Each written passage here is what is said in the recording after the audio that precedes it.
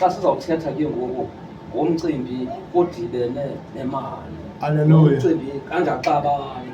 Xa kodwa ke kutsho uThixo uthi ziziseni izishumi endlini yam. Hallelujah. Khona ukuze kubekho umuncwane. Khona ukuze kubekho intsikelelo endlini kaThixo. Hallelujah. Khona ukuze uThixo abambisane nathi ngoba uThixo ubambisana nababambisene naye. Hallelujah. Kwendlini kaThixo ngena endlini kaThixo wenze loo nto yenza uThixo anika imali endlini yakhe.